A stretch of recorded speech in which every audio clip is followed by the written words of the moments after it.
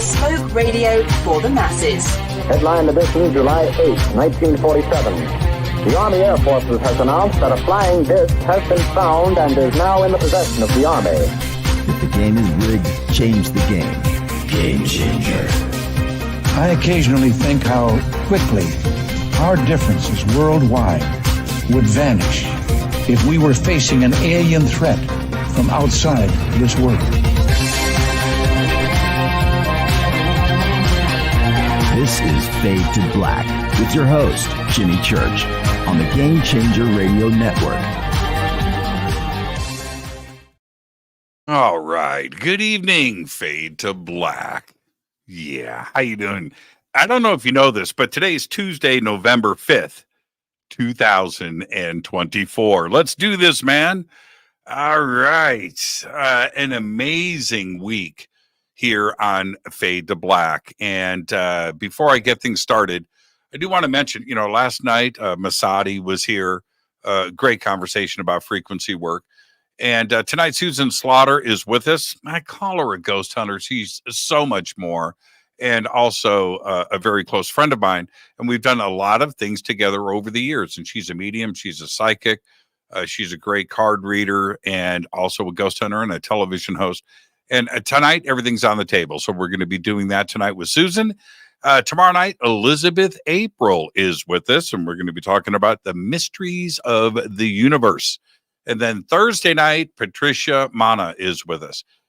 She's a psychic detective. How does she get it done? How does law enforcement contact her? When do they reach out to her? And everything else that is around solving cold cases and cases that law enforcement is having trouble with the investigation. So we're going to do that Thursday night with Patricia Mona. Now, I want to mention to everybody, you can see things are a little bit different around here. All right. So, yeah, I'm just going to share this with you because I want to get Susan in here. I have a very complex studio. And for many, many years, I did the traditional pull down mic that swang over, boom, and pull down and sat here. I had issues with that. And first off, because it pulls down, it sits in my line of sight to this half of this monitor and this monitor here. It was always in my way. I had to look around it. And it cast a shadow on my eye because of the lights on this side of the studio. And it was bothersome. So there was that. And also I was limited on movement with the microphone. But at the same time, about 2 weeks ago, and I'm sure that all of you heard this, I started to hear it. There was crackling in my system. And I could hear it when I started the show. And as soon as my gates open, my noise gates that are over here in the rack. And so, I had to do something. So I pulled the trigger on this new mic stand. Now, it's a low profile stand, and you can see I did it so the background is now visible. I don't have anything casting a shadow and blocking my view. There's a monitor here. There's a monitor here. There's a monitor here. And it was blocked. So that's out of the way. But also, that was static. I couldn't move it, right? Okay, but now I can do this. Yeah, I can do this. I can be, and being able to have that flexibility during the show is a really big deal. I can move stuff around and I have access to everything. But then there was the question of the noise in the line. What was it?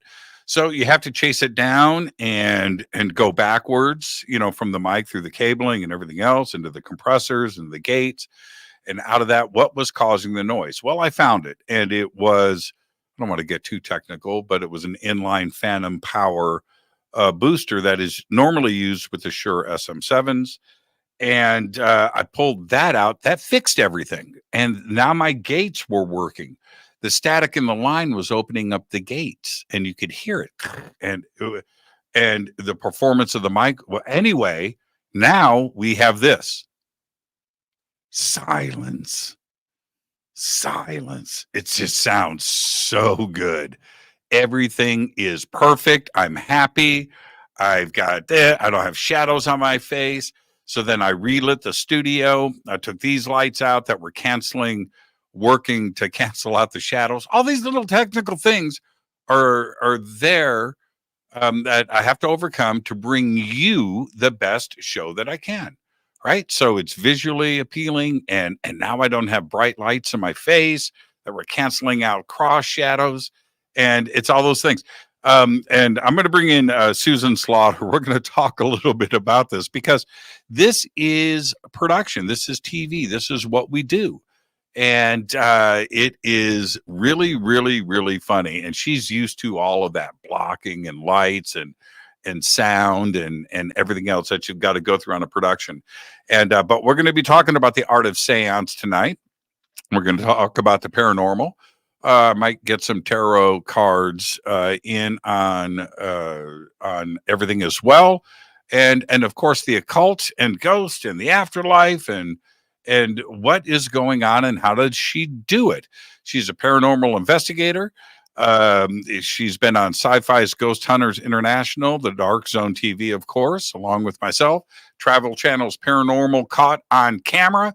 For the past 16 years, she has investigated supernatural phenomena in over 30 countries worldwide. I've got links for her below. Go check her out on Instagram too as well. And I want to welcome back to Fade to Black, Susan Slaughter. She's right there. Susan, crazy night in America, and you're here with me. I know. I'm super stoked to be on with you. It's been a little bit. How have you been?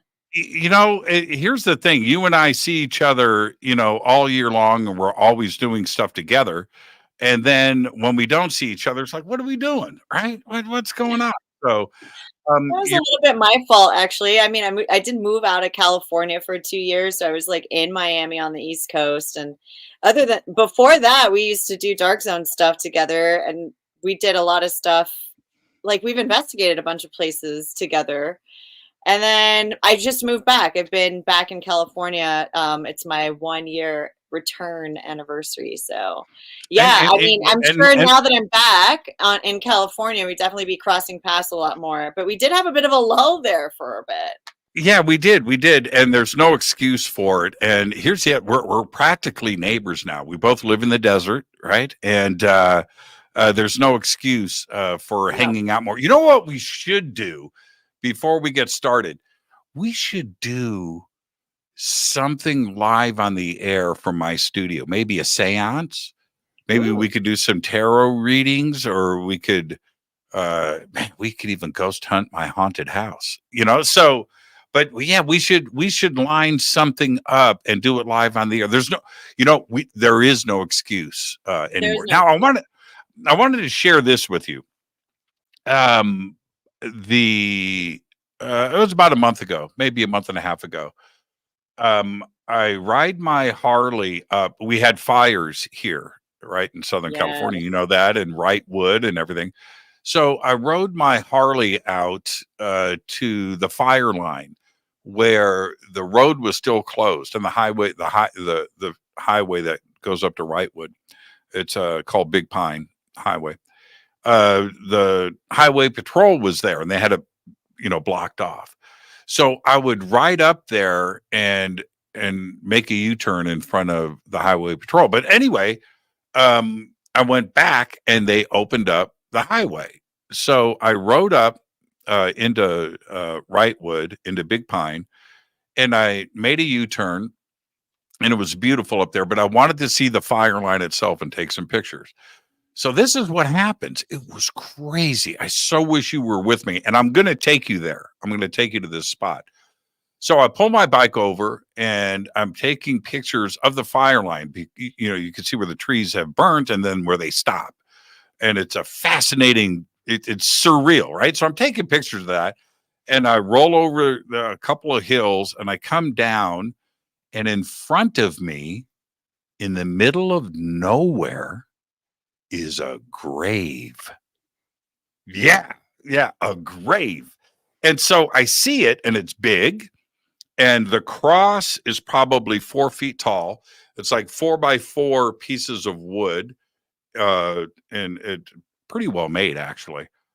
Pretty big. And I look at it and I thought it was like a memorial that people put on the side of the road when somebody dies in a car accident. But this is like, 100 yards off the road or more. And so that it wasn't that. But then when I looked at it, I see the outline of the stones, and it's probably 8 feet by 4 feet wide in this oval with the cross at the end of the oval, and stones that were stacked up. And I went, oh my, it's a grave. Oh, whose is it? There's no name on it. Kind of well kept. I don't know how old or anything, but it was the strangest thing. That's the desert, right? These are the gifts of the desert. These strange things that you have where you live, right? There's just walk out there and you find stuff. Yeah. But I found a grave, and it was a pretty solemn moment. When you come across something like that, and I don't know if you ever have, but when you come across something like that, is it possible to sense who is there and what its purpose is? Yeah, I mean, you just have to close your eyes and tune in to Google Maps. No, but in all honesty, I mean, I'm sure you can Google it these days, but yeah, I have a huge difference in opinion when it comes to like grave sites and cemeteries, graveyards, and things like that. I don't necessarily feel like the people are attached to their sites anymore. I think once you die, you return to the memory of like your soul, and the origins of that, and then the life that you live seems so mundane to it that you just feel so enamored by meeting your soul's purpose again, or the origins of your soul, that people don't, when you die, you spiritually don't want to return back to like this earth again, unless you have another soul contract to start over again somehow, or graduate to like a different life, right? But I do think that psychics have the ability to tap into information to figure that out. They could use like psychometry when they touch like headstones and things like that, and just tune into that, or maybe even like tap into the memory of like the memorial that they had there and start chipping away at information. I don't necessarily think that ghosts stick around so much, I think when that's interesting. The TV show Ghost, it's a comedy, but I love it. By the way, it's really well done. But those ghosts are stuck in the house, right? Or they're stuck in a piece of territory. They can't go outside of it. In fact, there was a ghost that died in a car. So she was stuck, or it was a he, or it was a she, was stuck in this pizza delivery car, right? So, but the pizza, anyway, right, you know what I mean? So they were stuck in the car. What you're saying is that's probably not the case, that it's ghosts are not locally driven? Like when a place places can be haunted by ghosts, but ghosts are just, I believe, to be like recordings within an atmosphere. There is some slight minuscule sentience to them, almost like how, I guess the way I describe it is a little like how sentient AI can be. If you put in information, or if this like the atmosphere picks up on your energy, maybe the ghosts or the recording kind of picks up on your energy and can interact with you, but very like minimally. They don't necessarily have the capacity. So what we're seeing is just recordings in the environment. When we see a ghost in a location, it's not the spirit of that person. And I think that's one big misconception that people have about haunts, is that they think that they're interacting with a soul, but a ghost and a soul are two very separate things, in my opinion. Ghosts. Okay, let's stay there for a second. When you say that, let's get into some definitions. What is the difference between a ghost and a soul? I believe ghosts are the or a recording of a soul within a space. Usually those recordings happen in traumatic moments or end of life scenarios, and those things can get recorded within the atmosphere. Usually because of our dimensional reality that we live in, these recordings or ghosts end up contained in the environments, like the houses or the buildings, or a specific like perimeter where this happens. And then a soul is essentially the essence of your being. It is your consciousness. It's your personality. It's like what your physical being embodies. It's your intelligence. It's your drive. It's your drive, intelligence, and personality. And that's what is, I believe, embodied within our physical selves, So, okay. So help me understand, when you are doing a seance, who are you tapping into? What are you tapping into?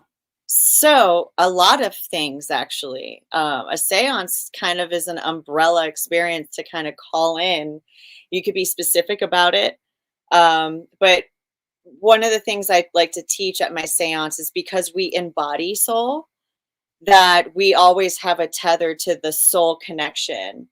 I believe that there is one godlike consciousness, and that all the souls and every living being on this planet is an extension of that consciousness, including myself and yourself, the trees, the animals, everything. So because we are that embodied in a myriad of experiences, we have the ability to connect to the grand consciousness, and through that network we can access other souls, and that's what I think is a psychic ability. So if you know how to access that network, then you can connect with grandma's spirit if you want. You can connect with extraterrestrials. You could connect with what we call angels and demons, which are just other non-human entities. We could connect with even consciousness of the past, and it's through the soul network that is of the grand consciousness or the God consciousness, right? So sometimes you can access memories that way as well, which is something that I can do sometimes, like when I do certain types of when I do trance channeling, that's how I access information.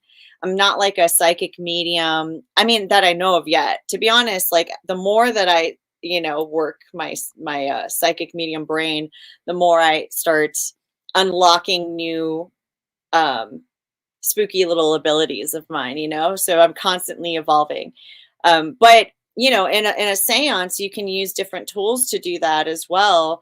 Victorian era seances, they had like spirit boards, dowsing rods, pendulums, things like that, because back in the day they didn't have recording devices like we do today, or even discovered things like radio frequency, which we could do, which is how I access some information when I do the Estus method. I put myself in a trance channel using white noise. And then I can hear voices through the white noise. And then eventually I start seeing the spirits in my mind, and then eventually whole scenarios. But that's me, accessing like deep state self-hypnosis kind of a thing. Yeah, it's exactly what it is. I will never, they say never say never. Well, I'm saying never right now. I'm saying never. I will never do an SD session. I will ask the question. You didn't go under the headphones that time? No. And I won't. I won't do it. I have, and let me tell you why. You and I have done them too. We've done them together, right? Okay. Yeah. But we are asking the questions. listening to the answers and what is going through that person's mind as this is happening, it scares the crap out of me. I think it's a very courageous thing for somebody to slip on those headphones and go into another dimension like that, because that's what's happening. And every session that I have done, and like I said, some of them with you, when I watch the person, whoever it is, take off the headphones and just go, oh, oh, oh, oh, man. Oh, I need a minute. Oh, I don't want to be that person. I don't want to be that person. And, and I've had, so how do you feel? I need a minute. And that's because it's effective. It's real. They're accessing something that they are unfamiliar with, probably something that they've never thought was possible. Right. And that takes a lot of courage, and you have to release your mind and go into freedom of thought. And then you're listening to stuff, and you don't know what the questions are. The stuff is coming out of your mouth. You are accessing something. You're channeling something. And I like it could be a spooky experience, because, like, especially if you're doing the Estus method. Were you with me? I know we investigated the Los Angeles Police Museum, right? But there was this one time, like, it could be spooky when you're going in and you're in a sensory deprivation. When you go into a dark, haunted location, the last thing you want to do is blindfold yourself and put headphones on and sit in the dark. You're like even darker than dark at that point. You're like entering a whole other level, so you have to be really comfortable with, like, having your back to the dark space, and just, like, allowing yourself to have a bit of a sensory deprivation in a spooky environment. So a lot of people find that alone like an absolute no-go. There's no way you're going to blindfold me and put me in noise canceling headphones in, like, a dungeon, or no, that ain't gonna happen. Like no, so no, that's not gonna scary happen. in itself. And then, some people, when they're doing it, they don't actually access the dark, or, like, what I call the dark energy, which is really just, like, long frequency. It's like when you start getting into the electromagnetic, when you look at electromagnetic spectrum, like the map out of it, microwave goes into this, like, long wave kind of on the electromagnetic spectrum, which goes deep, deep, deep down past, like, you got microwave, infrared, all of that stuff on one end of the spectrum. That's, like, where you start going to the radio frequency, which gets, like, long wave. It just starts going further and further into, like, this drony dark energy. And that's where you have to kind of allow yourself to slip into. That's where the trance channeling comes in, where you just have to, like, allow your mind to, like, slip into that. And that's when you start getting into the trance channeling. A lot of people, when they do it, they're just picking up the words that come through on the headphones, that, like, car,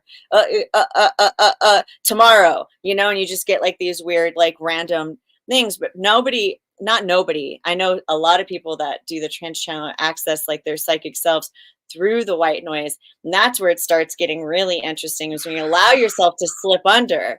And that's what I find to be the most fun about it all. It's like, I like to slip in and allow myself to kind of go into this trance, and that's when I access the most information. That's when it's not just me hearing these, like, little slips of words. Now I'm seeing entire scenarios. Now I'm seeing people. Now I'm, picking up emotions and having full on, like, conversations and seeing myself where they're at. And that's, like, where you've got to be in it. That's got to be a deep, deep, deep state, right? Yeah. And how do you pull out of it? Do you have somebody there to pull you out, or okay, so you have somebody there, you're not pulling yourself out? I mean, it's very hard to pull yourself out. I don't know how you could do it. You lose track of time. Like, what I would, if I didn't have somebody there, like, I usually go in, I call them like 15-minute intervals, right? So Right, I that's will good. have somebody like time me and be like 15 minutes, I'm tapping you out. But when they tap me out, I feel like I was under for like 2 minutes. Like that's how quick it goes. So I can imagine if nobody was there to tap me out, what I would think is 15 minutes would be like 2 hours of me like just droning, which is crazy. You know what I mean? And that's Yeah, I like, do. yeah, so and that's a spooky thought in itself. It's like, what if somebody doesn't pull me out and then I go deep, deep, deep into the There abyss, is you know? there's an episode of Black Mirror, has nothing to do with the Estes method, but it has everything to do with being trapped forever with headphones on. Okay. Mm, So this I think guy, I remember that one. yeah, and he's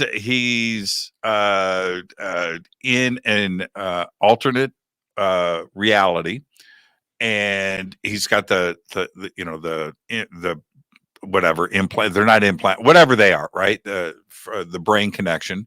He's got headphones on, and he gets stuck on purpose in space, right? And he's on a spaceship and he's gone, and there's nobody around him to tap him out. So he is then stuck, and that's it. That they rolled the credits on. That was the end of the episode. He's in this AR, right? And nobody there to tap him out. That's a It's a Pandora's scary box. thought thinking That's a about real it. fear, for sure. For Yeah, I mean, sure. I'm sure like I can pull out if I'm aware of it. You know, I always try to keep myself tethered, like one toe in like my reality. You know what I mean? But it's like then it's I like to be uninhibited, I guess is the I don't know if that's the right term, but it's like if I'm in the back of my head thinking like, oh, I need to tap out eventually, don't do this too long, then I'm not really focusing Right. hard. Right. You know what Right. I mean? I want to be able to like focus hard and lose myself to access certain energies during the Estes method. And then what ends up happening, if I, it would be it, I wouldn't be able to really commit myself to finding the messages or tuning in to the energies, you know, that are coming through if I had to think about tapping out. So that's why it's important for me to do that. I have to have somebody to like do the tap out for me. I Now, don't like, what about doing an Estes session and going deep and then doing DMT at the same time? I think that, I mean, like doing DMT at the same time. I think when you're doing DMT, you just kind of like, you don't even need the headphones. You're No, already you don't. blasting off at that point. Right. That's what I'm saying. But what if you did the triple whammy, right? Where blindfold, Estes, DMT, and I can only imagine because I did DMT with a blindfold. Okay, I did the second time I did it, and it was incredible. It was incredible, and so I have also found that in the morning, as soon as the sun comes up, I wake up because the sun is hitting my face in my bedroom. Right, it's just a natural thing. I wake up and I grab my eye mask and I put it on and go back to sleep. And I can go back to, and it is the most vivid, that 1 extra hour, right? I can go deep REM full on, and it's the craziest dreams, that 90 minutes. Yeah. And I got that idea from wearing the eye mask with DMT. Yeah, isolating yourself like that. So yeah, going full on, going white noise with a full Yeah. disconnection. I like to have internal DMT trips, you know, like I mean, obviously a lot of people are like, "Oh, I'll keep my eyes open," because all of a sudden you start kind of seeing your world around you pixelate into this unfathomable like fragmenting, and then you see all these colors, but when you close your eyes, like I feel like what happens when people have their eyes open during DMT trips, and I've told people, like, because I've facilitated them, especially for people that have never done it before. And they'll always keep their eyes open. They're like, and I'm just like, close your eyes, like, close your eyes. Because when you close your eyes, that trip gets so much more intense, and more detailed, because you're still you're still kept in what you can see a little bit when you're tripping with your eyes open, that it keeps you from like accessing like deep travel. You know what I mean? Yeah. I start off with my eyes open, and then close them. Maybe eyes open for 15 seconds.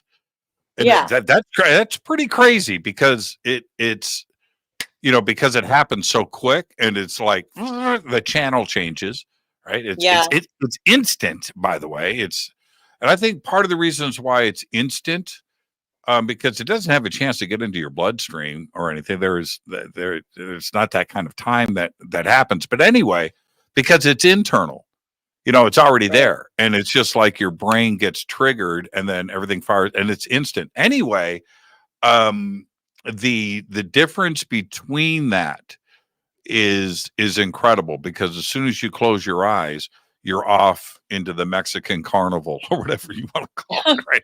Yeah, and so but it is an access to another dimension, and you are doing that very same thing with the Estes method. You and I, let's talk about this for a second, and then we'll segue into something else, and I want to talk about some other things. But you and I, we were talking about this before the show. It was incredible. You and I were doing an Estes session with this woman. We don't have to say her name or anything like that, but she's got the headphones on and the mask on, and it doesn't matter how it started, but the session, which was about 15 or 20 minutes, got dark on us, on you and I. And now we are just asking questions, but there's a response from her. She can't hear our questions, but suddenly, and you and I looked at each other, because she didn't even know what she was saying, right? Mm-hmm. She was a murder victim, or a potential murder victim, that was being driven around in the trunk of a car and was taken to a murder scene. And you and I mean, I was very, very, very, very, very uncomfortable. I didn't dig it. And I looked at you, and you were like, we tap out. That's it. We're done. We're done.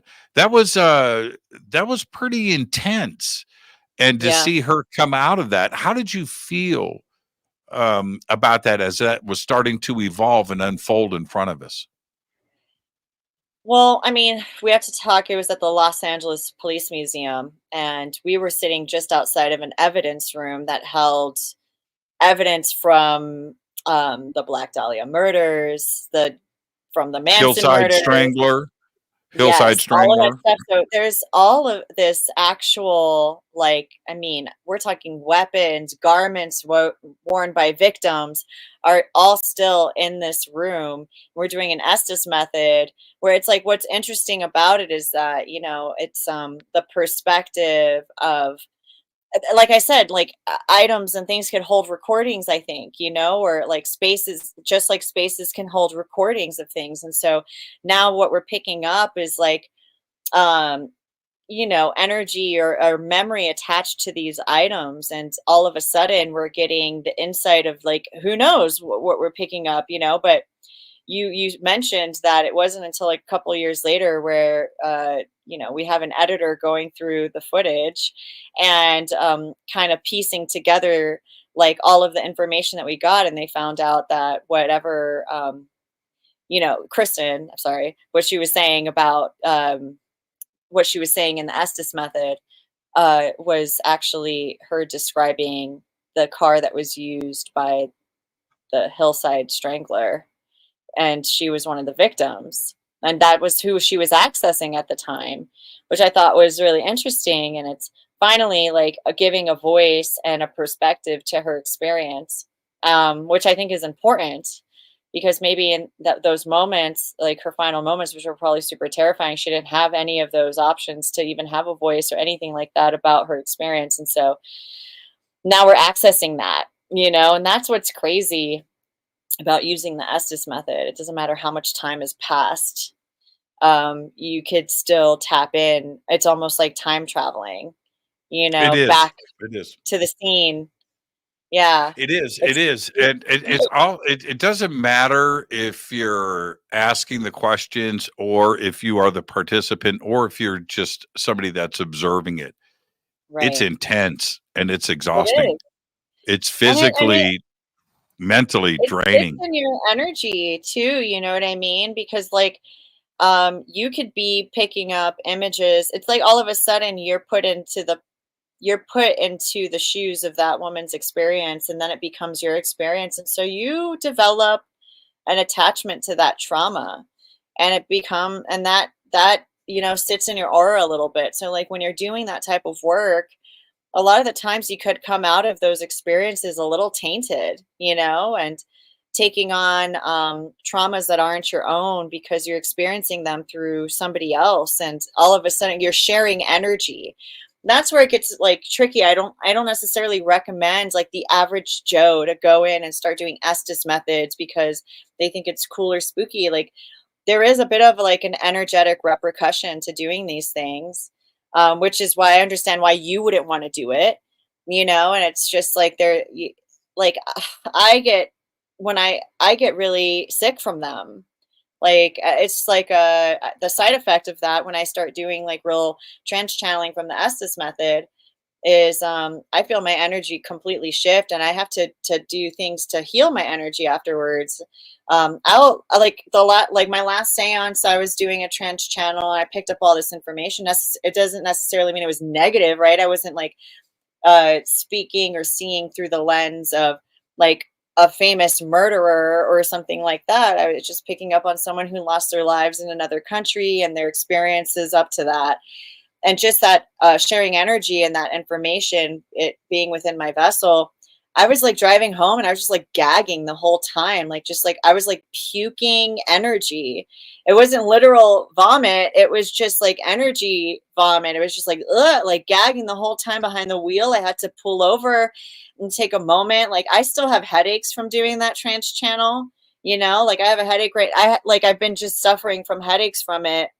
And it's kind of my fault. I know that I have to do like my own healing and post care for my energy. And I haven't had the opportunity to do that because it's just been so busy. I've been like wrapping up the season and I'm still suffering from my last trance channel, like in my energy. I feel it. And I need to like access like, and sometimes I lean on other healers for that too. Like I usually go to people and I like, let's do some like shifting of energy, get some Reiki done, do some sound baths, do a Himalayan salt bath. Like it takes a whole like, it takes like a series of things to kind of eventually like recalibrate to my own energy again. I haven't had the opportunity to do it. And I've just kind of been like, ugh, like still dealing with it. And not because like I said, I accessed any trauma. It was just like putting my body and my energy and my frequency changed to access something. And then now that I'm back in this frequency again, it's just like I have all of these like symptoms, like post-channel symptoms that I need to like take care of, to be honest.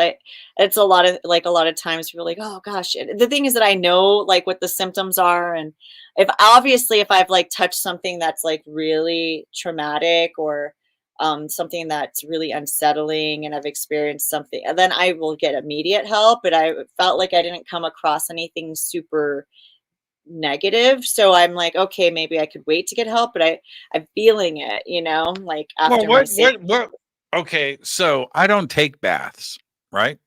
I've got a giant bathtub that's never seen water. And that's just the way that it is. So I can't take a Himalayan salt bath. What does somebody like me do to get centered and grounded again after something like that? What do you mean you don't take baths? If you have a big ass bathtub, like why don't Nah, you? I got a big ass shower that sits next to it. So, Well, one um, of the things I find about like I love one of my favorite things is like the Dr. Teal's like Himalayan salt, you know, like that's all you could just grab one of those things. And I usually like fill up a bathtub with that and I sit in that. And I usually, you know, will burn sage and like let the salt kind of clear my energy. And that usually helps. But I also notice that my body tends to store like energy in certain parts. I find like behind my shoulder blades, I get like really like I store a lot there. I'll store a lot in my face and my jaw. So like I usually go to like a massage therapist. She knows what I do and she notices that I do hold energy in certain things and she'll help me kind of like extract that energy by like working through the muscles that I'm storing all of that in. So, I mean, my post care is usually massage therapy, Himalayan salt baths, and sage, you know, and I do that, you know, within a 2 to 3 day span. And that works for me. I also love doing sunbathings too. Like, sitting in the sun is incredibly healing after that. It helps to ground me, you know, yeah, because I'm for like, okay, sure. I'm in a terrestrial body. Like, I need to, in order for me to like get back to my center, I need to ground and I need to become a terrestrial human being again and stop being so flighty and psychic all the time, because that will also like give me crazy headaches right here and right here, my third eye, my crown. So, usually if I'm trying to like, before I go into my seances, I amp up with moon baths, you know, so like a full moon for me to like start accessing my third and crown chakras, I'll do moon baths, but to ground, I'll do sun baths, you know, so sunbathing. Um, some, and What's a moon bath? it's just like laying out in the moonlight, you know, Okay. and allowing it to like envelop you. And I like to moon gaze where I like stare at the moon as much as I possibly can, but without blinking. And allowing that moonlight to like come into my cranium. That also helps with my psychic perception. It strengthens it. And just things like that, you know. A lot of people are like, oh, do you do rituals and things? I was like, no, I just kind of lean on the energy around me with nature and I allow those things to kind of heal me.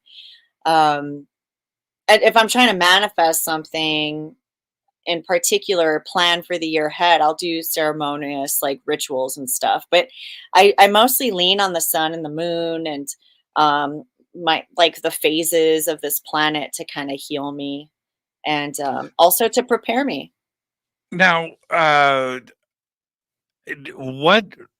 How do you? Okay, when you walk into a building, a house, and you sense a presence there, how do you and do you use assistants like tools and different meters and electronic devices and recorders, or do you just go off of you and nature and the physical?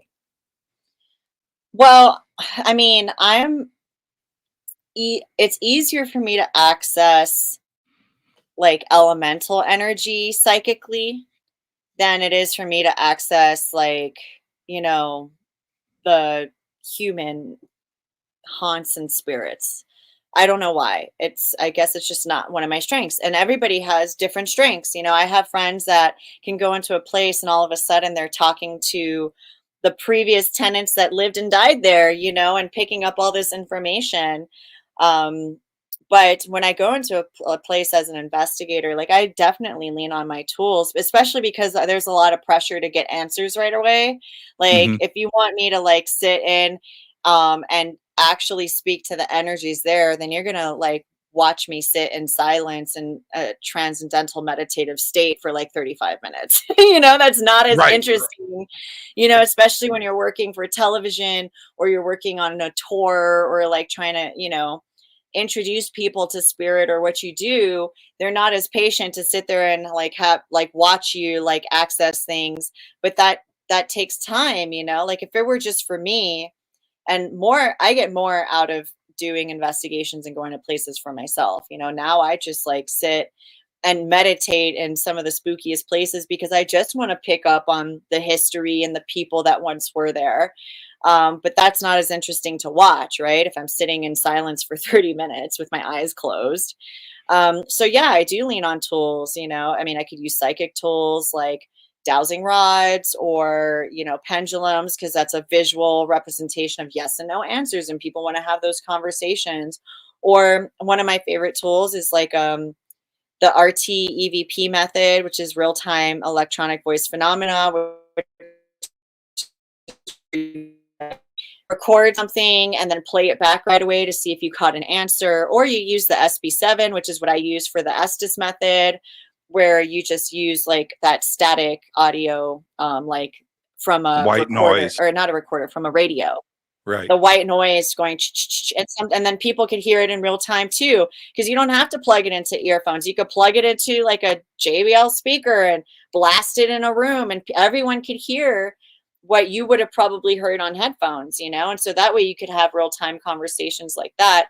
So those are ways you could connect in the field, that is interesting and more like immediate results, right?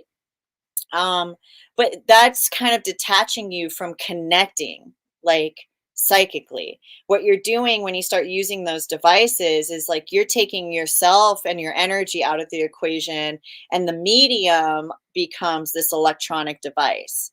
So there's no empathy involved with the information. There's no psychic involvement with the information. And that's kind of what I like.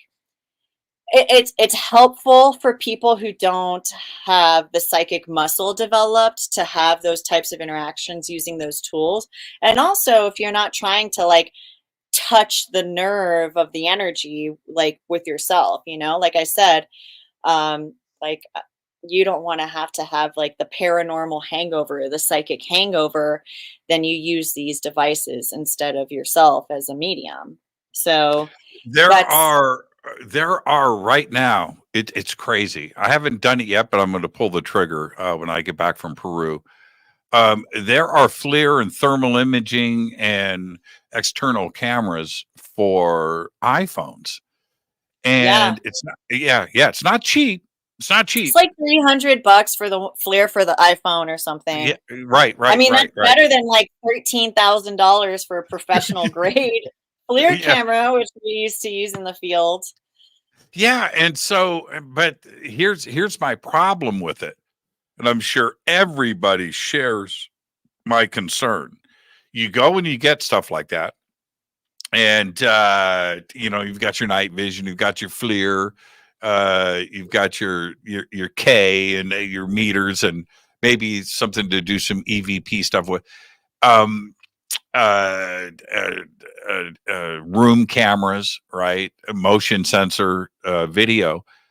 You need to be prepared for what you may capture. Do you really, you know what I mean? Do you really want to be sitting there alone with your new FLIR and you know, and see a ghost walk through your dining room, right? And see some, you know, full-bodied apparition show up? You need to be psychologically prepared, because you may capture something that you don't expect. And that's my Pandora's box. You know, when you're working with the like the FLIR camera and you're seeing all the heat signatures of the environment around you, one thing I've noticed that the FLIR camera, I mean, yeah, sometimes it'll start, you know, picking up on like an outline of a person, but more often than that, if you're actually getting, you know, a hit on the FLIR, what you will witness are cold spots. That's what's the FLIR is really useful for, because it is so super duper rare to like get like full bodied apparitions on a FLIR camera, just like it is, you know, on any camera. But what's interesting is that you'll see like the cold spots develop. And you'll notice the drain in the atmosphere visually. You'll get a visual representation when you see the drain in the atmosphere, and all of a sudden the room gets really cold, and you just see like all of that being represented on the FLIR camera. That is what's interesting to me too, you know, and the heat spots. And also a really cool thing to do is like to like false positives, you can knock them out, because then it's like, okay, you start hearing sound. I mean, when we're using those things, we're usually in like these dilapidated abandoned buildings, and a lot of the time you can't really see certain things with your night vision camera, but the FLIR camera will pick up the little rats running back and forth. You know, like the little critters like scurrying around, and you're like, oh, all those weird sounds. You're like, oh, I thought there were footsteps in the dark or whatever, and like, don't you hear that? And you're like, oh, that's a raccoon or a rat or a cat or something. And I would much rather have it. I would much rather have it be a ghost than a rat in the dark, right? And okay, so I understand all of that, and then you and I had the experience where we had that disembodied voice. This was on the Queen Mary, and we all heard it, and it was to my right where the cameras were, and you were standing to my left, right? And Tony and Cherie Rathman were in front of me, right, sitting across from me, and we all heard that and it was, and I keep saying this, I know it sounds strange to say, but it's what I thought it sounded like. It was a British female Mm-hmm. You know, like if Helen Mirren could do a hum, right? Right. It was kind of like that. And now that is that a ghost? You know, what label do we put on that phenomena? I mean, I would say a ghost. Yeah. I don't think that there's full spirit like or soul activity in these haunted places. I don't feel like what we're just dealing with are like little fragments that have maybe one concept is that they like split off of a soul and was left behind during an event, right? You know, like you lose a piece of it behind, like you leave a piece of it behind because of whatever event happened. Maybe trauma or sadness, or, you know, an aspect of yourself that you don't want to like bring with you. Sometimes people, even if they're living, if they're doing a lot of like shadow work, can like break off an aspect of themselves and leave it behind, and they haven't even died, and yet that aspect of themselves is haunting a place now, you know. I see that a lot, like in the modern haunts. And that's something else that people need to realize too, is that you don't have to be dead to like leave sticky energy behind that haunts a place. You know, there are people still living that experienced a trauma. And in psychology, you know, people are going to, you know, people dealing with trauma have a lot of symptoms of that, like PTSD. There's, you know, suffering from depression, suicidal tendencies, or even addictions and things like that. And those are all symptoms of like trauma. And it could be because there was like a split or like a fractal event where like an aspect of their spirit was left behind, right, in like a traumatic space. And we could also have haunts from that, and these people are still alive and living. There are certain cultures around the world that believe that trauma causes like these kind of schisms of the spirit, and they do these things called soul retrieval ceremonies, because in order to get over their trauma or whatever happened to them, they have to retrieve that fragment back to integrate into a healthy version, a whole version of themselves. And so there are people that, you know, already are aware, like, you know, for thousands of years, that you can have fractals of your spirit left behind, even if you're still alive. And that could be also the reason why there are haunts. You know, imagine if you had a really traumatic end of your life, that spirit that you leave behind, that aspect, you know, that stains like a place, you know, could be also why some souls can't leave is because they haven't experienced any type of soul retrieval. Like they're still tethered, they can't like totally go to the other side, or can't reincarnate fully until they like retrieve that soul fractal that they left behind in like a trauma, which creates these haunts. I don't know if any of that made Well, sense. I think, yeah. I think there is definitely something going on, and I don't know if it's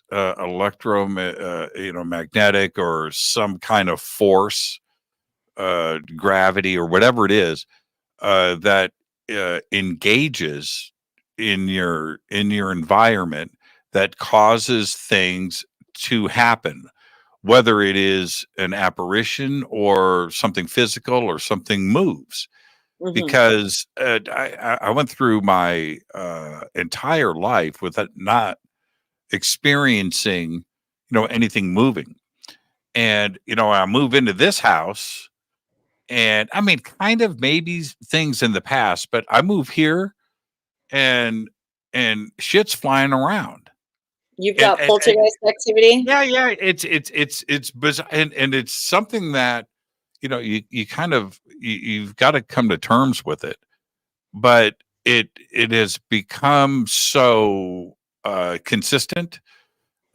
Just today, this is an example, and I don't want for myself to like give in and like this is some kind of psychosis or I'm imagining it, because it's physical. It's not like you're seeing dead people. It's physical stuff. So today, in the back of my desk over here, I've got a bunch of power supplies that are mounted on the desk, and this one camera on the static pole on the top of it is a fixed light. And I wish you could see it, but anyway, so that's got a USB power to it, and it comes down to a USB power block that's plugged in the back of the thing, but the light wasn't turning on. So I thought, oh, maybe it's the USB power block. Okay, I've got plenty of those. So I grab one, and here's the one that I replaced, right? Okay. So I grab another one, and I plug it in, and I plug in the USB, and I seat it in the power, and everything's fine. And I'm like, okay, that's secure. Okay. I come back around here, and I'm sitting here, and I hear kerplunk, clunk, clunk. It's like, what was that? And it hit something, and I look, and that power block came out of the extension power strip, which is an audio grade expensive power strip, and came out and fell on top of one of my computers, and it's sitting there. And I was like, huh, okay, all right, whatever. How did it squirt out? Right. So I go back and I reseat it just like I did before, and it hasn't popped back out. Now, let's examine that. What the fuck? Right? It's like that's not normal. It's not. That is not normal. What happened is not normal.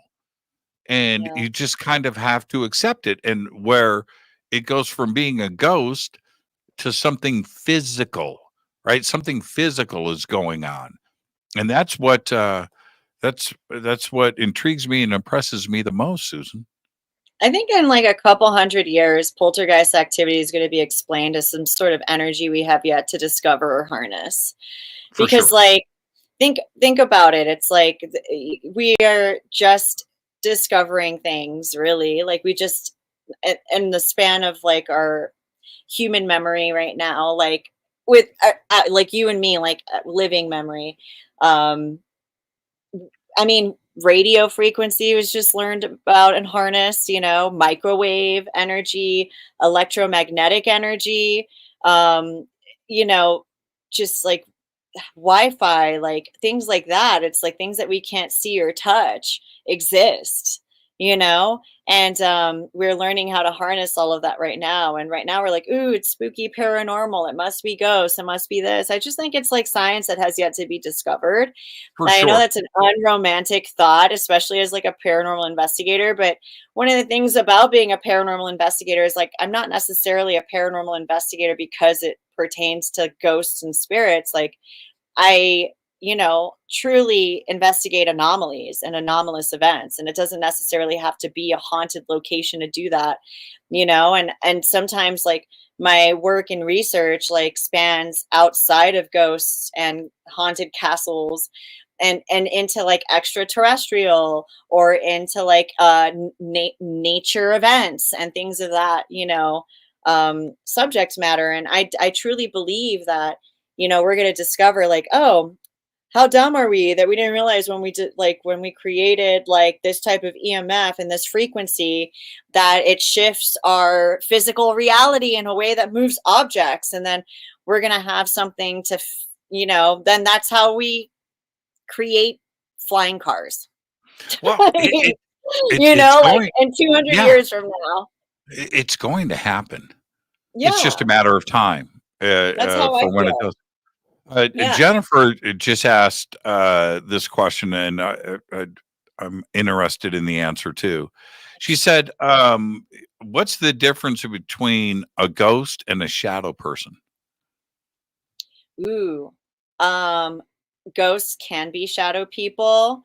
Are conscious. Okay, shadow people is a huge spectrum of things that it could possibly be. I know people who know how to travel psychically, and they can come off as shadow people, like whenever they show up on, like the astral plane. It could be a partially formed, full-bodied apparition. It could be the absence of light, like a dark entity, which doesn't necessarily mean bad. There's so many different. It could also just be a schism of your own energy that is lingering around. Like I notice sometimes people that suffer from like depression and addiction, even mental illness, even people on the autism spectrum have a tendency to project shadow people because of just the struggles that they deal with end up like leaving like energetic stains within the environment. There's so many reasons why you see a shadow person. Like if you look at a shadow person, like sometimes like every time I've seen a shadow person, I'm like, is that an astral traveler? Is that a ghost? Is that an aspect of myself? Is that, there's just so many possibilities of what a shadow person can be. It's hard to say, honestly. Well, I thought about this a lot, and it's such a great question, Jennifer, and thank you for that, because let's say you didn't mention time travel. Let's say time travel is possible. Okay. All right. And this is just one possibility of what a shadow being can be. But so, people from the future come back and visit, and we can't see them directly. They are observing this timeline, but we sense, and maybe they phase in and out briefly, and we see them. Remote viewing is another possibility of what a shadow person may be. Yeah, exactly. Of what a shadow person could be, a remote viewer. Right. Exactly. Right. Yeah. Just observing the situation, and we catch a glimpse of it. And I don't have any issues with that at all. I mean, I think that is part of the science of it that you were just talking about. If this stuff starts to unveil and what the quantum really means, and entanglement and locality and non-local and all of these, all these dimensions and parallel worlds and the metaverse and all of these multiverse, that it's all the same thing. And we are just observing it for an instant, but it could be anything to us, right? To piggyback off what you just said about the multiverse and all of that, A lot of people are on the same page with me when we talk about this, the law of one kind of energy. You know, I say there's like one godlike entity or energy, and we're fractals of that. So we're all aspects of this type of entity or energy. So when we think about us getting visited by things that we perceive as not ourselves, like extraterrestrials or elementals or, you know, ghosts and spirits, or even like other dimensional beings, interdimensional beings. Um, it's all literally part of the same, like, law of one energy. And so what we're experiencing when we're experiencing all these entities are extensions of ourselves. And that's another way you can tap into extraterrestrial and like entities, or your higher self, or you in another timeline. Like all of this stuff is, you know, when people say, oh, I'm scared of ghosts and I'm scared of this, I'm scared of that, and they're all of these love and light people that believe in the like the universal law of one. And I'm like, well, then you're fearing aspects of yourself, because like these are all soul tethered to you, you know. And so if you come across these types of entities, you just have to accept and understand, if you believe in the law of one, that these are all aspects of yourself. And it's the way we, you know, come up with these, you know, religious ideas of like treat everyone like your brother and sister, you know. And that's how I feel about when I come across extraterrestrial, elemental, or, you know, other paranormal phenomena, is like extensions of myself, and how to love and understand them, because you know, that's going to be me in my next timeline, you know. Or is that me from the future, or is that me from another dimensional reality, and I'm getting a glimpse of that from my reality right now. And so that's another thing that I like to like just throw in everyone's box of like perception, because how you perceive phenomena, when you realize it could be an aspect of yourself, it teaches you. Instead of like fearing it, um you become a student of it. And that's just like how I work in that realm of, you know, paranormal phenomena, with that mentality. I I have gotten to the point now, only here though. This never went on before in my life, but seeing things, these shadow type, I don't know what to has I just ignore it now. I used to react. Like I used to Same. go, I'm not okay, gonna lie. but you know, and it's there's something going on. And when all of this talk right now in science and in physics about dark energy and dark matter, I think this is a very, very significant subject when we jump into comparisons or answers in the supernatural and the paranormal side of things. Because dark energy, energy that we don't know what it is or how it is, we can't see it, but we know that it's moving stuff around, and in some cases faster than the speed of light. It is powerful enough to shape the universe. Okay, well, wait a minute. Then how would that apply in our daily lives? It's got to be around us. It's moving our solar system around. It's moving the Milky Way in a direction. Why? You know what I mean? So that's. I think that when things start to get unlocked, we're going to find out that it's connected to just about everything around us, don't you? Yeah, but I think in like that's the truth gets unlocked when we leave this dimensional reality that we're in right now, Right. at least to its full potential. But the whole purpose of living on this planet, in our sentience, like what we're experiencing, is to experience the friction, is to experience adversity, is to experience like needs and wants, and to fulfill them. Because in the physical space, like in order for like our I never know how to describe the energy. I always go back to like the law of one, but like, let's say that one universal consciousness that we all extend from, that our energy is one with. Like in order to experience itself and to propel forward, we need all of these understandings, even at the most like microcosmic levels, to Right. propel us to the most macrocosmic Before it levels. goes macro. Well, okay. So in knowing that, and be honest with me, Susan, do you freak yourself out at night? Because you know what's possible, right? And you're in bed and you hear some shit, right? Or whatever. Do you freak out, or are you just dealing with it I because don't you freak understand? out. You don't freak No, out? I like I could see the most fucking terrifying thing, and I will just be like, what are you here to tell me or teach me? Like, is you're here for a reason? What is it? Because I just want to know. The only things that scare me on this planet are other human beings. Okay. Yeah, And that's it. that's for I sure. draw the line at that. The most terrifying idea to me is like a home invasion, because people want to like rape and kill me. Right. Right.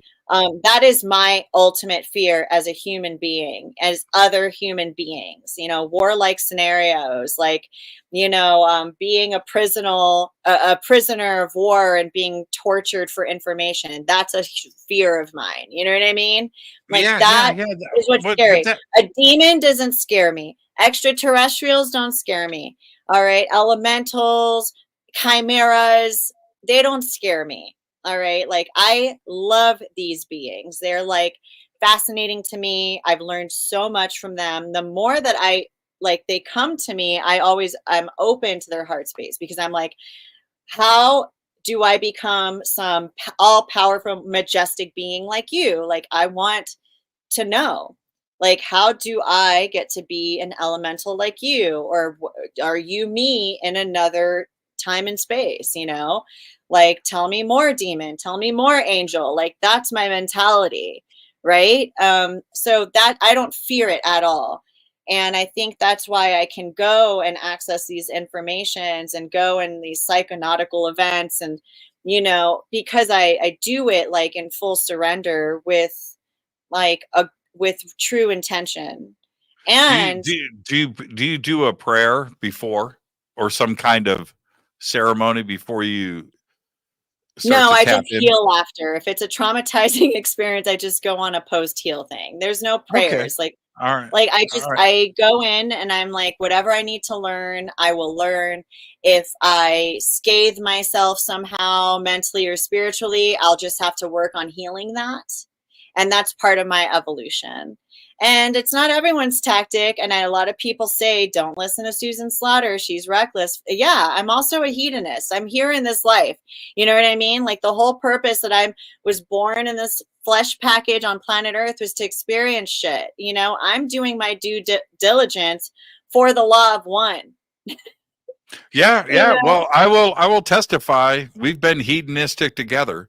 You certainly you certainly enjoy life and have no fear, but you understand boundaries. But here's the thing. Correct. Okay, Well, but here's the that's the thing. thing. It's like, you gotta Well, I have boundaries, and I also have morals. But at the same time, like, morals and boundaries can shift and bend depending on what you're dealing with. And in a way, I always just make sure, as long as I'm leading from with my heart space, and as long as the parties involved are all consensual. I sound like I have orgies right now, right? Talking about it. You're calling. I was like, but I'm not that type of, like, I like good food. I like to get a little twisted sometimes. I enjoy travel. I enjoy education and luxuries like that, because that's like things that I want to experience in my lifetime. For sure. Oh, the Big Red was banned. Damn. man, no politics on this show. No politics in the chat. Oh, Yeah, zero tolerance, man. It's yeah, that's the other, I'm not don't be afraid of ghosts. be afraid of politicians. That's what you should be afraid. People. Anyway, That's what I'm saying. yeah, you know People what? have the You know worst what? intentions.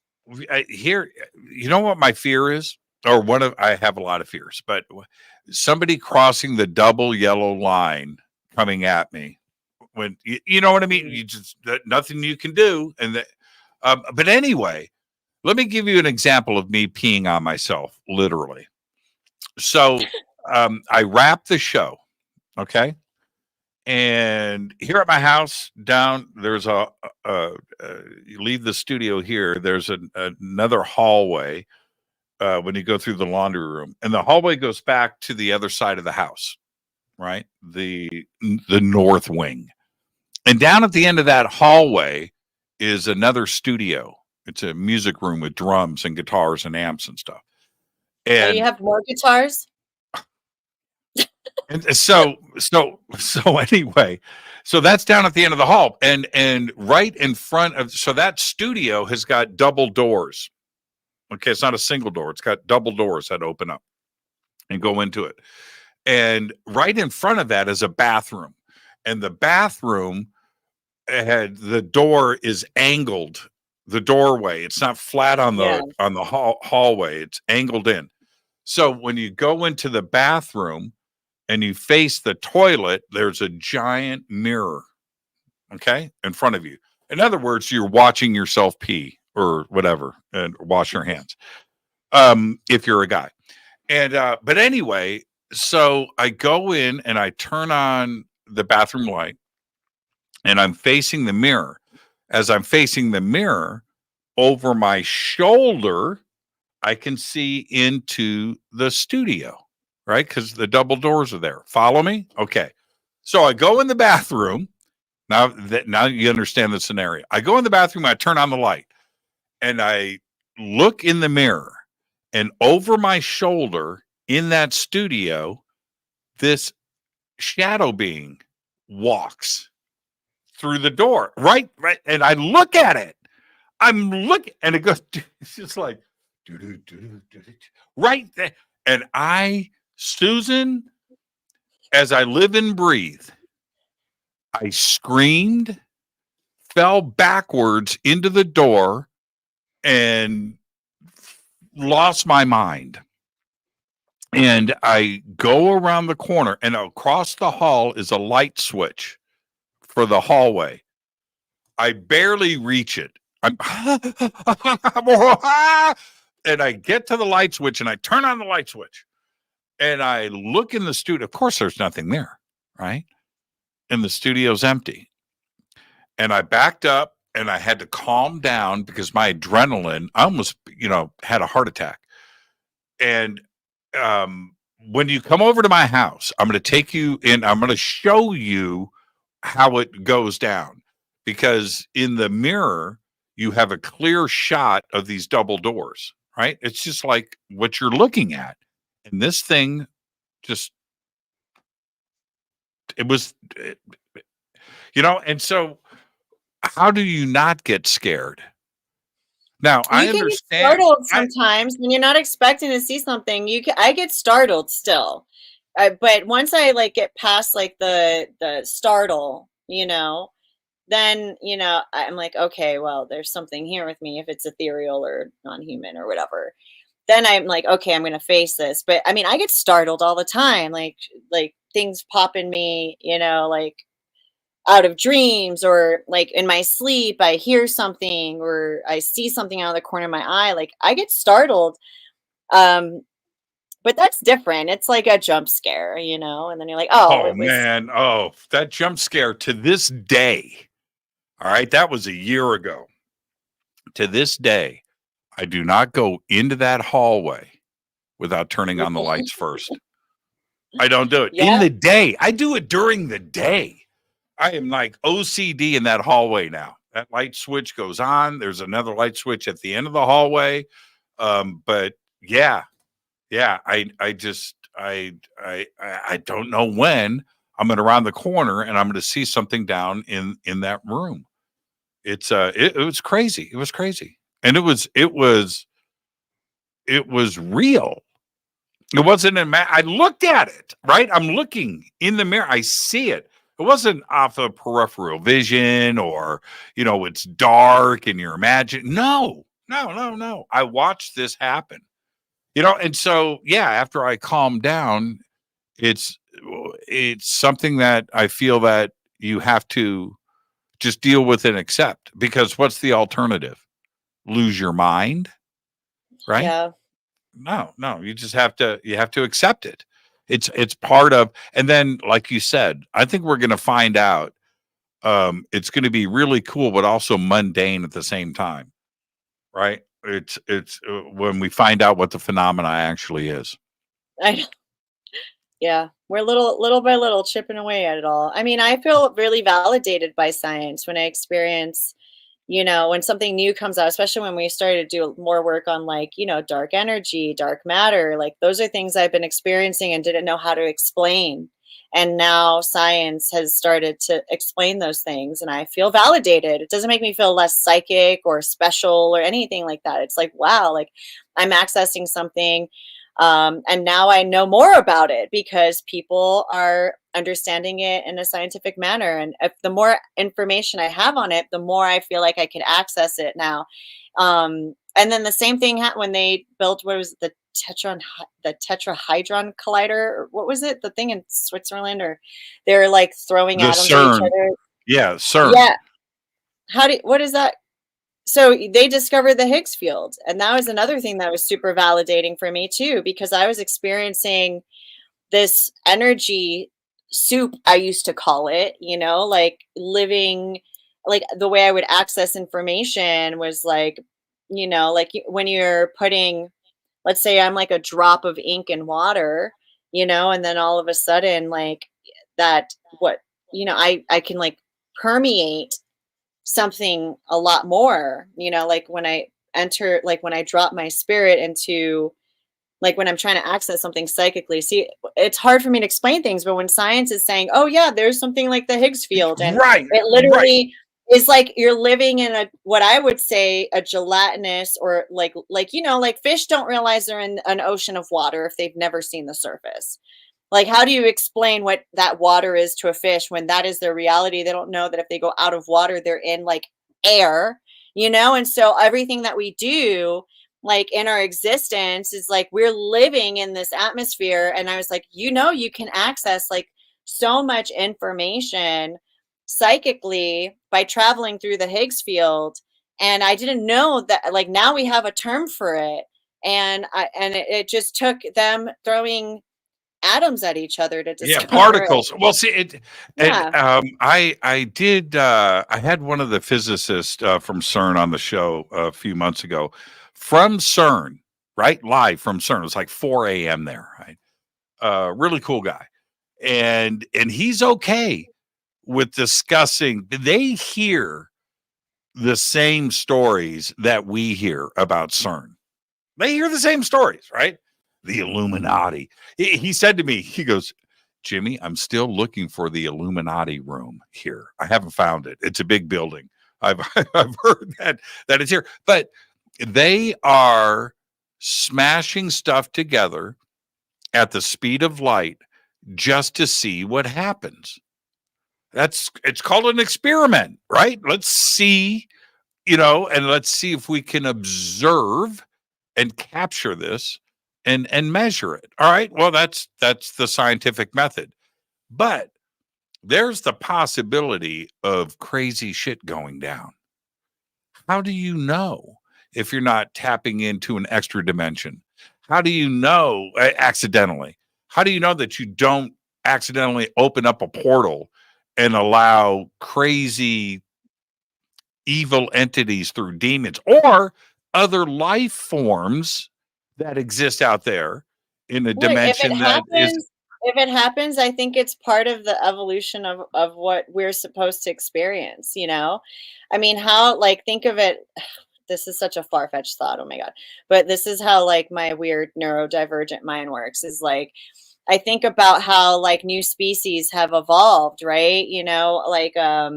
Like how fish came out of the water, turned into mammals. You know, it was like them discovering, you know, a new way of being. And then if there are new things, I mean, people believe that cephalopods are from outer space and they've learned to like adapt here on planet Earth.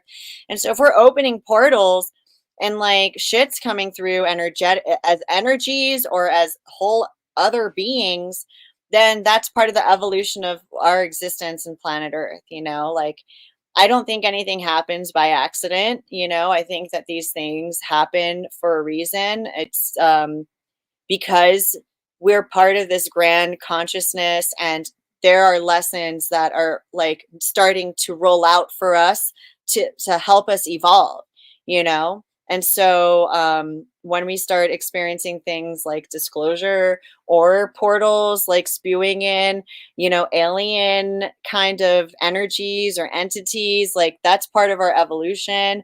And we're eventually either going to vibrationally evolve with that or have an extinction event, you know, and that's supposed to happen. I mean, it happens to the dinosaurs, you know, and the strong survive, you know, they've, you know, maybe have to devolve to evolve again. I mean, look at our little lizards now. They're like, look at chickens and stuff, you know, they're no longer these massive, you know, Tyrannosaurus Rexes, but, you know, they are, you know, evolving and changing. And so if these things happen and humans become extinct, maybe there's going to be a human or two that like stick around and evolve, and maybe we have to like devolve in order to evolve millions of trillions of years later.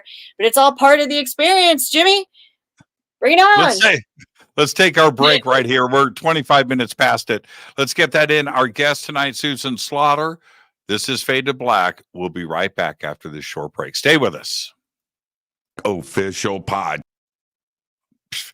Let me try this again, everybody. Here we go.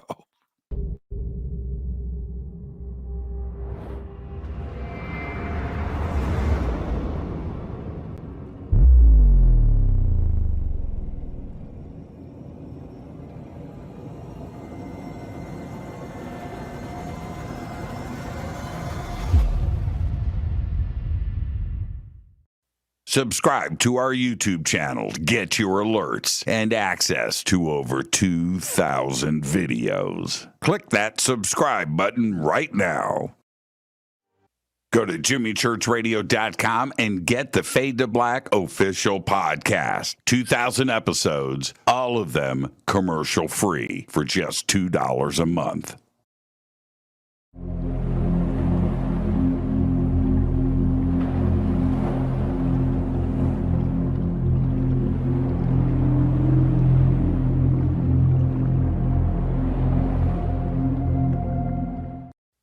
Watch Into the Vortex on Gaia TV. It's Fade to Black for the screen. Simple to do. Go to Gaia.com, search Jimmy Church, or click on the link below. Follow Fade to Black on Twitter at JChurchRadio. Get all of the show updates every single day.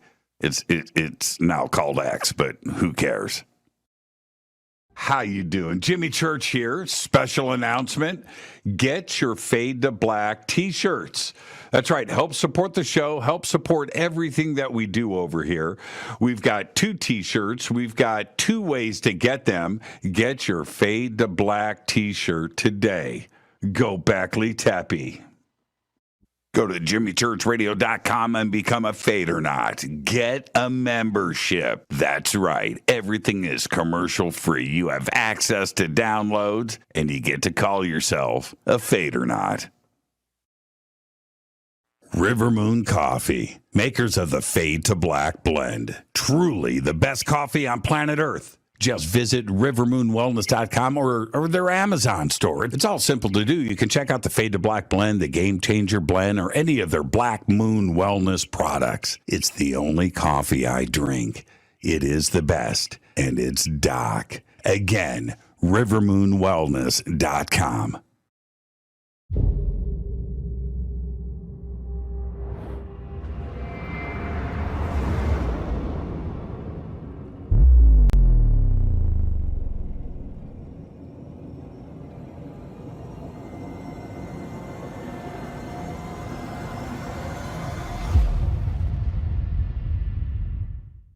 All right. Welcome back, Fade to Black. I'm your host, Jimmy Church. Tonight, Susan Slaughter is with us. She's a ghost hunter. She's a psychic. She's a medium. She does seances, tarot cards, and is really, really good at what she does. And we're talking about all of these subjects tonight. And, talking about portals and accessing and channeling, that's one thing. When we deal with cognition and precog, and you have somebody in front of you and you get some information, but maybe the news isn't good. Do you run with a filter, or do you not censor yourself? I mean, it depends on the environment. Like I do these group seances, and sometimes the messages that come through, I don't necessarily need to put that out there in front of a group of like 10 to 20 people for an individual. So sometimes I do edit myself, but when I'm doing one-on-ones, I usually tend to let people know everything that pops up. And if it's something that really needs to be spoken, I will pull someone aside and mention it to them gingerly, Let's say if I get like one instance, I got a message about somebody's health, and that they were going to be experiencing a pretty catastrophic health event. And so, it's kind of one of those things where, if a person obviously looks a certain way, or you could tell they might be like self-conscious about certain things, you have to, the way you deliver that information to come off sensitive, you have to do it in a way where you edit a little bit of like the message, it just, so yeah, I'll like, maybe the message is like, yeah, this person has eaten themselves into catastrophic state, and then all of a sudden I have to be like, hey, just let you know, I got some information about your health. It's, maybe you should go see a doctor about it, is the message, and I'm not necessarily going to go in and talk about their whole lifestyle choice to them. It's like certain things like that I have to like edit myself to just not seem like an asshole. You know what I mean? So things like that. Yeah, because the exposure to something, and that's you have to be able to, it's got to get crowded, it's got to get chatty. There's a lot of information coming in, and then it's unfiltered. But censoring yourself is one thing, but how do you know if you aren't being tricked? I would say, tricksters and false information, right? How do you deal with that? I've honestly, I don't think I've ever encountered trickster energy personally.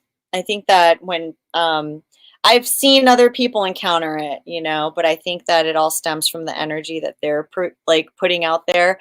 I think the intention of which you enter into psychic realms will wean out the trickster energy.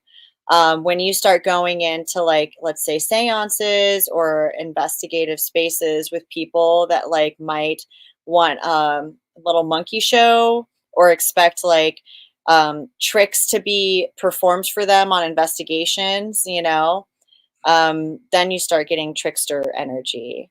But I never go in expecting like I guess examples like in paranormal settings, right? When you go to like on these, a lot of the trickster stuff that I've seen out in the wild on investigation, they're not even investigations, they're just paranormal tours, right? People go and they're going into a space, they're not trained investigators, they're not science-based mentalities going on. People are just going into a space to be entertained by the paranormal. That's when you get trickster energy.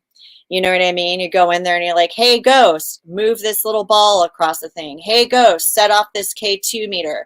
Hey, ghost, da da da da. And then people go in there and they're like kind of like disrespecting the environment a little bit, or like joking about it. That energy that will create trickster like energy back at you.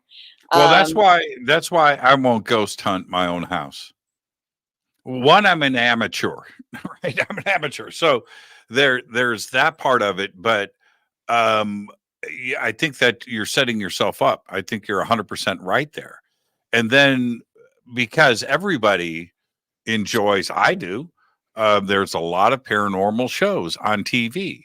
So you're watching it and you're like, well, let's go on Amazon, right? Let's order some gear. Let's go out. It looks pretty easy. And that's a problem, isn't it? And what so be how much is dishonest in paranormal productions? How much of it do you think is a setup, and how much of it is real? Well, one of the things a lot of paranormal productions like mess up on is like accurate history first and foremost. They'll take like word of mouth, or like some brother's sister's cousin said this, you know, and then state it as a matter of fact. That's one problem we have. And so then people go into locations and be like, I heard a child eating witch killed, you know, Hansel and Gretel here and ate them. Are you that witch? And then they just go in there talking about this witch the whole time. And what ends up happening is like they unknowingly build egregores of haunts in the location, which is a whole other can of worms. Another thing production does that is, I mean, so from my experience, I was on a series called Ghost Hunters International, and we were a science-based series. And a lot of the show, one of the reasons why we got canceled was in the wake of like paranormal becoming really popular. Other shows like Ghost Adventures came out, which was all about getting demons every episode, but Ghost Hunters was more about like debunking, you know, and it was always like going into a place to disprove haunts, and nobody wanted to see the science of disproving a haunt, you know. Which what was cool about that is that, you know, we would be like, you know, oh, but when we do get something, it's very interesting, and we've already canceled out every other possibility, but nobody wants to see the scientific method play out in a paranormal space, right?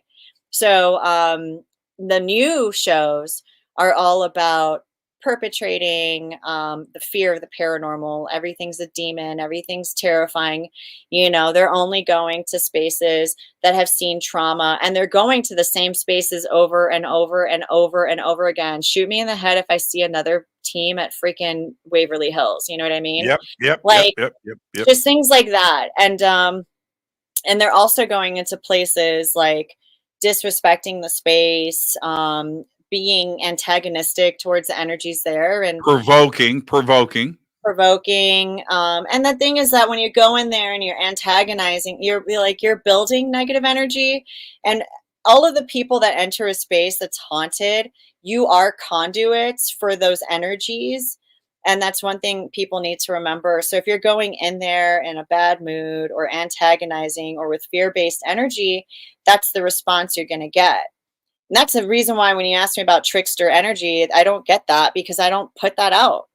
You know, like I go into a location, every time I go into a spiritual space, whether it's for an investigation, a seance, trance channeling, I always coach myself from my heart space and tell them, you asked me about prayer, right? I don't really have a prayer, but what I do is I say, I'm going to enter this communication with whatever entity comes through, with love and acceptance, regardless if I'm talking to a serial murderer, you know what I mean?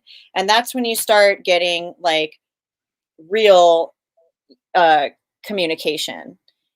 It's kind of like going in being like a paranormal counselor. You know, you have the mentality of going in there as a neutral being, willing to see the energies and the light that they want to portray themselves.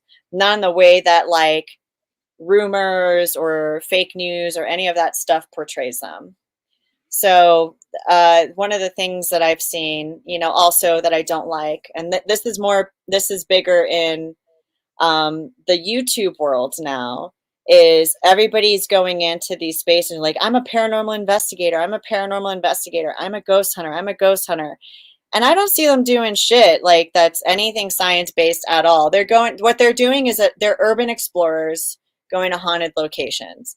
I just want to be clear about a lot of these people going in there and saying that they're paranormal investigators. Like, I don't see you using the scientific method at all. I don't see you having static cams.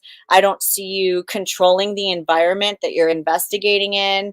I don't see you doing any type of data logging. I don't see you doing any type of EMF readings. I don't see you doing any baseline stuff to have controls and graphs on the data you're getting from this investigation, you know, like, so you can't call yourself an investigator if you're not using investigative methods. You're not a paranormal investigator. You're an urban explorer with a handheld. That's what you are. So that's another thing. Sounding like a total but get off my lawn paranormal hater right now. Right. But it is fun. We all like to get scared, and we all want that. You know, you said it earlier, right? The jump scare, right? We all want that. I don't, by the way. I mean, there are certain situations that I don't put myself in. Waverly's been overdone. I totally agree, but I'm not going in there by myself. I'm not going to do it. But people book that place and they go and they have fun. Does that make them paranormal investigators? No, probably not, but it's an entertaining thing to do. Yeah. With the and I understand that. I totally get it. But the amount of paranormal programming that is on the air right now is evidence of capitalism, marketing, advertising. Advertisers want to put their money where their commercials are going to be seen. And that's how the paranormal shows get made, because advertisers are there to support the network. It makes sense, right? And so if that's what the world wants to see, the shows are going to get made, because that's what the advertisers are asking for, to put their investing into marketing. And that, I think that's a very cool, how do I want to say this? I think it's a very cool change in the world, where they know that there's something else going on. They know it's there, and they want to see the evidence of it. And hopefully they're going to catch it on the next episode of Ghost Adventures. I hope so. Why is it why is it that we feel that we know the ending of these shows? Whether it's paranormal Bigfoot or UFOs or it's a ghost hunting show, that we know what the ending is going to be, but we're okay with it, because we're hoping that the next episode is going to be the one, right? Is that what drives all of this programming? Is that what drives the fascination with the rest of the world in this? I mean, I think it's actually like a bit of a gateway drug, or like a carrot kind of, you know, the carrot at the end of the stick, where it's, you know, that's kind of like their story producing tactic is on the next episode, you know, and they just like keep dangling this carrot in front of the audience, and they're just gonna be a starved horse at the end of a trail, you know. For sure. That's just what ends up happening, really. And I mean, people who love the paranormal, they'll fixate on a show and then get bored of it, because it is a regurgitated story product all over again. And I mean, even the format, it's like cookie cutter editing and all of that stuff too, you know, like God forbid you stray away from like the shot edit formula, you know, and things like that. So I mean, to be honest, I don't miss being on a paranormal television series. I love doing paranormal caught on camera. It is different than being an investigator on TV. I love it because now I get to see everybody else's footage. And like, granted, I don't necessarily think all of like most of it that comes through, I don't think is paranormal, but it's interesting to see what is considered paranormal through different cultural lenses, because we get footage from like all over the world. And I get to look at stuff that's not only like ghost related, but also like time slips and extraterrestrials and cryptids. So like working on paranormal caught on camera is actually the paranormal series I've worked on the longest, because it always kind of is interesting for me to see different things all the time. It's And I mean, never it's gonna. easy to shoot. I mean, that's a formulaic show right there. You know, it's done the same way every single time. So, but the difference is that we get to see different characters of people. There's, you know, it's not about the same team all the time. We're like talking to families, we're talking to businesses, we're talking to people in, you know, South America and Europe and, you know, like Asia. Just, it's all over the map, which I love. So, I mean, that's interesting. And plus, I don't have to go in there and say, this is fake, this is real. You know, I just get to go and talk about lore and different types of phenomena. And I'm not there discredit. My job isn't to discredit anybody. It's just to be like, let's talk about mermaids and the lores of that. You know, let's talk about Bigfoot and the lores of that. You know, let's talk about, you know, portals and, you know, interdimensional beings and shadow people. Like, Well, there's never going to be an end to paranormal footage. Right. I mean, it's just people are catching that and have always caught it, whether it was on film or cameras, still image, photography, video. Now you have Ring cameras and everything else that is constantly shooting. What about what's up with Ouija boards? I mean, seriously, what's the bottom line? I mean, it's one of the first investigative tools that were ever created for communication with other energies. I mean, that was created before we had audio recorders and cameras and things like that. So people came up with interesting ways to like get definitive, spelt out answers, you know? And so I think that, along with like powder on the floor, candles being used as yes and no, kind of like how we use, you know, dowsing rods, those were the first investigative tools of the trade. And it's fun to use them in like a very stylized Victorian era seance, but they're not the most effective tool now, with the innovations that science have come up with. Now we have radios, now we have cameras, now we've got recorders, you know, and so those are actually more streamlined in, you know, communicating with paranormal phenomena than those early Victorian tools like the Ouija board. Why the bad reputation? The bad reputation, I mean, it comes from, I think really it came from religious perspectives, trying to steer away power from the psychic.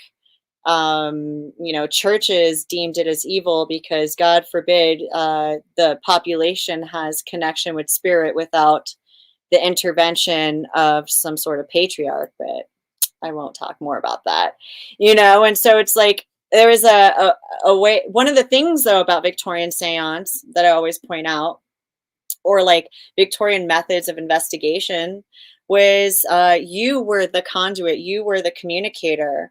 And I mentioned earlier, you know, now we use recorders and cameras as the mediums. Before, during, you know, Victorian era investigations of the paranormal, people were the conduits. You know, you were talking, you were touching the board, that you become the conduit and the vessel for for those messages to come through. And so because it's not the most convenient way to divulge a lot of information, you know, you got yes, no, or you're trying to spell things out with the planchette. The quickest way to do it would be like, okay, if a spirit says this is not getting the point across, this is taking too long, what's keeping me from jumping into the conduit, which is the person holding the planchette? And so there is risk of things like possession, you know, and so people are starting to touch spirits touching them physically and coming into them, and then they have to become psychic to convey the messages. And people who are not ready to accept that responsibility of power or psychic power can get really scared of that. It gets demonized by certain religious institutions. You become a witch. Witches are bad. Psychics are bad. It's not Christian, you know, and that's how the Ouija board got demonized. But other than that, I mean, I love it. I love the look of it. I love the lore of it. I find it to be a romantic, you know, era of, you know, investigating, and I still enjoy using the Ouija board. But I mean, now I like, I'm like, 'cause in my seances, if, like usually I'll start off Victorian era style, but then, you know, I usually save the last half hour to do modern channeling. And I'd be like, hey, it's taking forever for grandma to spell out her name on the board. How about I just like channel her real quick? You know what I mean? And then I'll go in using the Estus method. Or we could do, you know, like talking on the RTEVP recorder, you know, and things like that. Because those are more effective tools now for communication than those older methods. Does the ability for a spirit or whatever it may be, whatever you want to classify it as, the ability to speak through and make contact through technology, right? Does that suggest to you that it's electromagnetic, that there is something else that is tangible? Right, and being able to record the voice and respond into the digital medium, into circuitry, right, where that wasn't around many years ago, but today we have that, and it seems to, you and I have done it together. We have had EVP sessions happen, and it's mind blowing to me. But it seems that electronics are able to capture these energies and turn it into a voice. Yeah, because they're harnessing electromagnetic energy, and our I guess spiritual resonance kind of falls within the electromagnetic spectrum. And so when we don't have a body containing that energy anymore, then it's free to like access the entire gamut of the electromagnetic spectrum. And so it could communicate with us through forms of light, through radio waves. And one of the new phenomena that I've noticed that's starting to happen, where it's the evolution of spirit communication is evolving. I've been noticing some interesting things going on in chat, GPT or something like that. So people are creating these kind of codes to use AI now to access spirit. And actually, it's something that my stepdad's working on right now because he's like a big like AI nerd, and him and his brother have been using it to like access different realities of spirit. And it's interesting to see what happens. You know, part of me is like a little skeptical about new stuff because a lot of people are like, oh, I've got this app on my phone, you know, and I just like, ooh, like it still makes me cringe a little because I'm like, read the fine print on your like ghost hunting app. Like literally what it's doing is listening to your conversation and picking up on repetition of words and facts and just regurgitating it back to you. It can literally, if you have to share your location, open your microphone, all of that stuff, it can literally like check out where you're at and like regurgitate facts based off of like a Google database. They're like, oh, you're at the Winchester Mystery House ghost hunting, using this like app, then it's going to start regurgitating facts of the Winchester back at you. And you're like, oh my God, I'm connecting with the ghost here. And really what it's doing is like playing with your feelings. We're going to be at Conscious Life Expo again this year.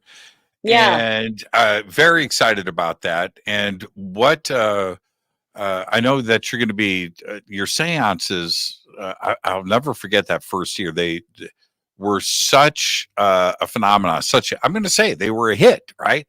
What can everybody expect for that? And how do you do it? You've mentioned Victorian a couple of times. Yeah. What are these seances like? First of all, I love doing the Conscious Life Expo. There's the crowd of people that go there are already like resonating on a frequency. Like, you know what I mean? It's not like the people that go, I hate to use this term, but they're already going there like spiritually woke. You know what I mean? They're going there because they already know how to connect with spirit some way, somehow. They're like open-minded. And so they're some of the most conducive people at a seance I've ever worked with. I love working with Conscious Life goers.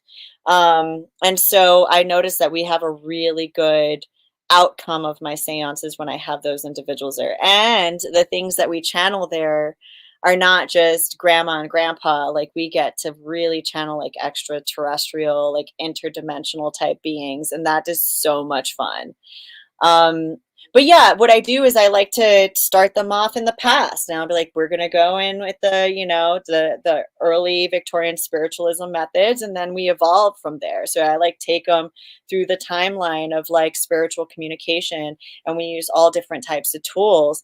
We start in the Victorian era, and then we end in like, the like today's era. And that usually is with the SB7 and the Estus method. I give everyone tools that they can use and take home so that they can continue their spirit communication. I love doing the Conscious Life Expo seances. And at first it was like, the first year I did it, was like one seance, and then it was like 2 seances, and then now it's like 3 seances. And I literally had to talk Quicksilver away from making me do 4. I was like, absolutely not, unless you want me to leave like a vessel, like an empty vessel of a human, because it just takes so much energy. Because I do trance channeling at all of the ones at Conscious Life. The ones that I did here in the desert at the retreat center, the Joshua Tree Retreat Center, the Institute of Mental Physics, I didn't trance channel at those. I mean, as a little Halloween treat, I did a 30-minute trance channel. But when I do it at Conscious Life, I'm in for like an hour and an hour and a half, sometimes 2 hours, depending on like how much the conversation's going forward. But yeah, like it's definitely a whole to do at Conscious Life. I mean, one of the things too is like, haven't you not seen me so much on the floor when I do my 3 seances? Because I just don't have the social battery if I have to have the spiritual battery. So like last year, when I think I only saw you like for 10 minutes. That's because right. I was not on the floor at all. I was like in my seance suite every day.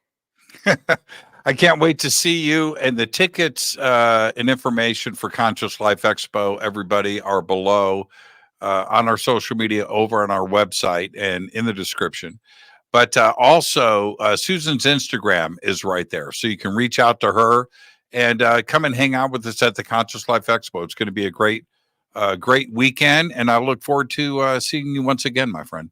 Yes, I'm excited. We'll hang out before the expo. Absolutely. All right. We'll ghost hunt my house. I'll come and check out your house. I'll talk to you. Bye, Susan. Have a great night. Thank you so much. Thank you. Susan Slaughter, everybody. Her links are below, and Conscious Life Expo is below, and her seance and everything else, and the information for that at Conscious Life Expo is below. I'm your host, Jimmy Church. And tomorrow night, it is Elizabeth April who is going to be with us. So I'll see everybody tomorrow. But for now, all I've got is Go Backley Tappy. Fade to Black is produced by Hilton J. Palm, Renee Newman, and Michelle Freed. Special thanks to Bill, John, Dex, Jessica, Dennis, and Kevin. Webmaster is Drew the Geek. Music by Doug Aldrich. Intro, Space Boy. Fade to Black is produced by KJCR for the Game Changer Network. This broadcast is owned and copyrighted 2024 by Fade to Black and the Game Changer Network, Inc. It cannot be rebroadcast, downloaded, copied, or used anywhere in the known universe without written permission from Fade to Black or the Game Changer Network. I'm your host, Jimmy Church. Go Backley Tappy.